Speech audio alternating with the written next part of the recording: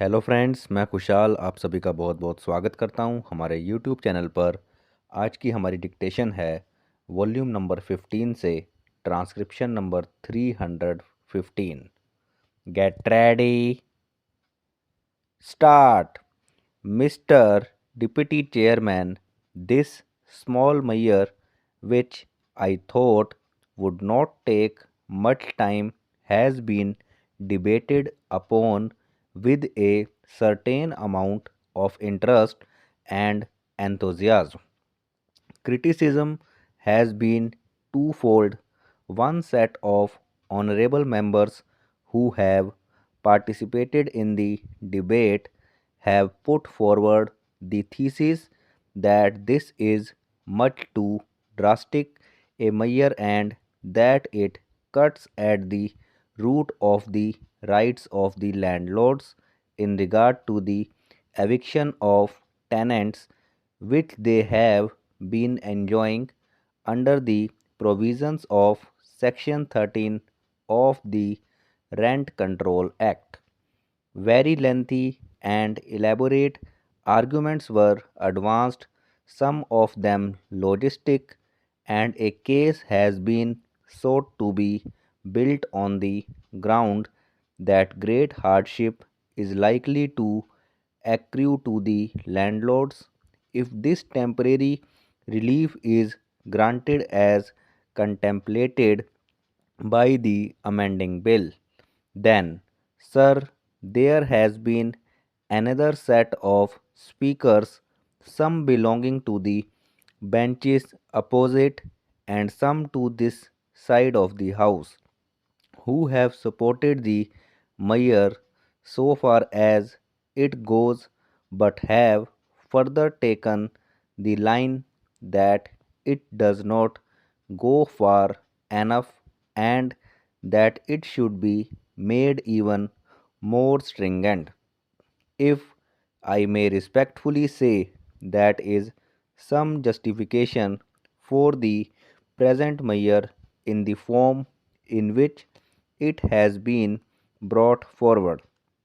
These violent reactions, one way or the other, do indicate that there can be a violent difference of opinion and difference in approach when dealing with a problem of this nature, and from the very nature of circumstances, a certain amount of balanced approach has to be brought about so that the hardship to which the tenants may be exposed may be minimized, and at the same time the genuinely difficult cases of landlord may not be covered by this temporary protection.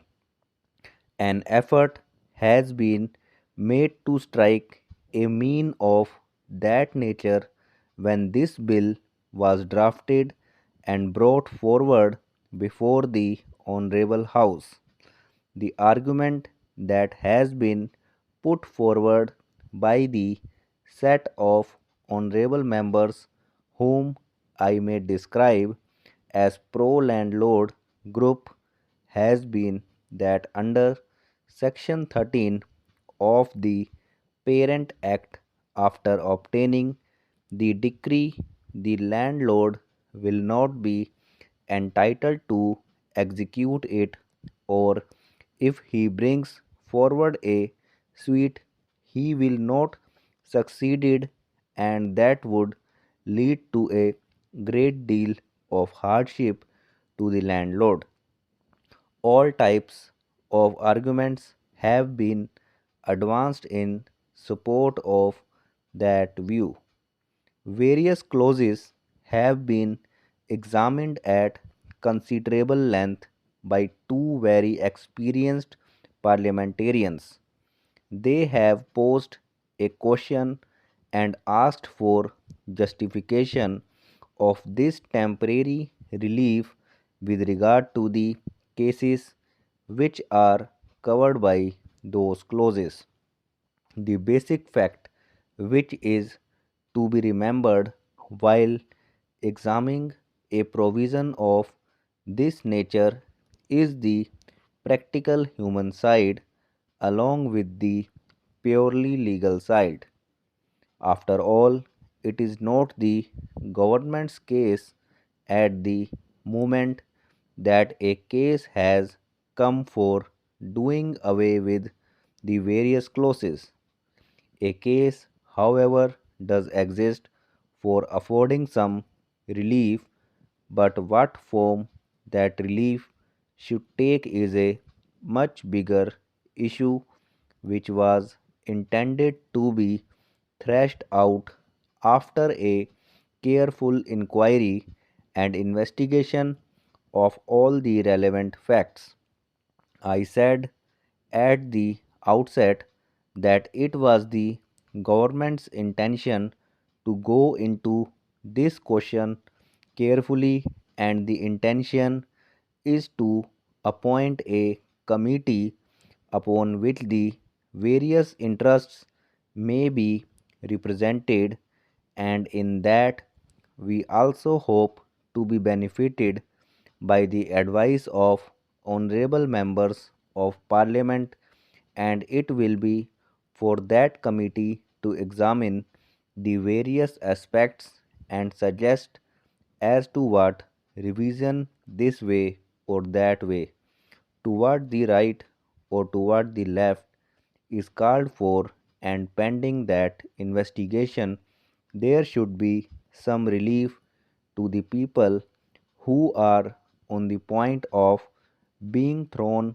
on the roadside.